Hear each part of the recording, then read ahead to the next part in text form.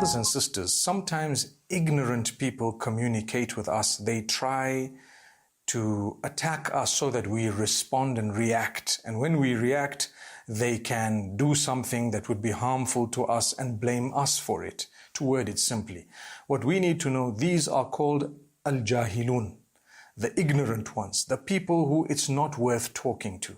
Now, many times when a problem happens and when you have people who are toxic, sometimes initially you might want to try with them at the beginning to see to what level that toxicity is. You might want to see if you can help them, because we're always taught to help people. But if they are affecting you negatively and you're becoming stressed about it and it's affecting your life and you can't sleep and it's really bothering you, there is no harm in minimizing, almost cutting them off, and in some cases cutting them off completely. So we need to know this, because I want to heal. How can I heal when people keep attacking me?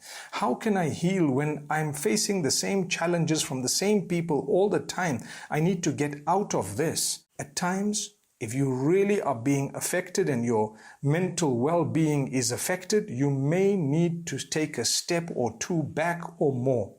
When someone plans your downfall, perhaps that is the path of your success.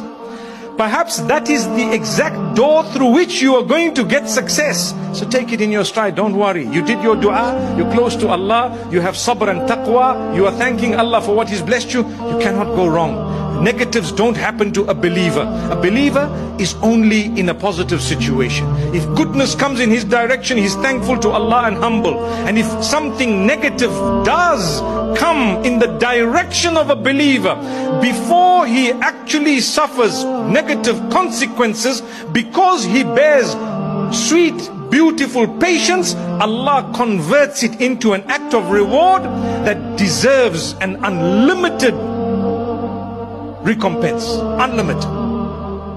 That's Allah. Sabr. You made sabr. You had a problem. Yes, sabr. How long is the sabr? A month, 2 months, a year, 2 years, 10 years, 20 years? Yusuf alayhi salam, 30 years, 40 years. One day he said, my brothers, guess what? Allah favored me over you. Allah has raised me above you. If you're a good person, time will tell that you're actually a good person. People who accuse you of something, Allah Almighty will clear your name. Over time, they will realize they were wrong if they were good.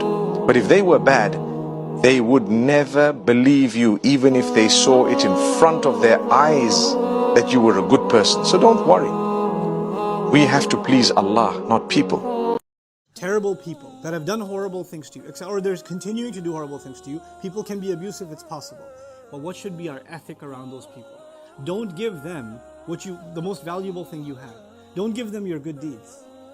And those people are not worth you losing your faith. Those people are not worth you using your tongue in a bad way. They're not worth it. The darkness that will come inside you as a result is not worth it. Those people are not worth. Those people should be made irrelevant.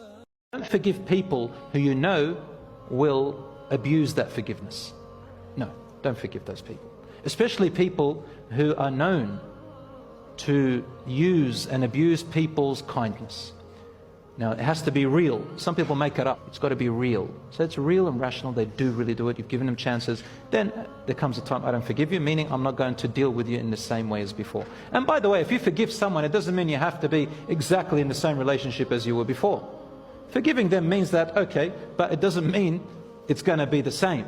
I will still interact with you in other ways, but not in this way anymore. And that's very normal.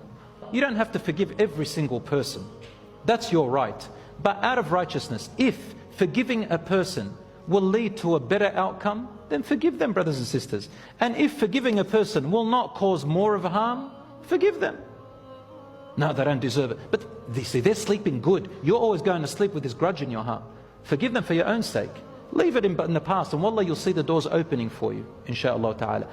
Anytime you're going through any kind of hardship, Hasbi Allah wa ni'mal wakil.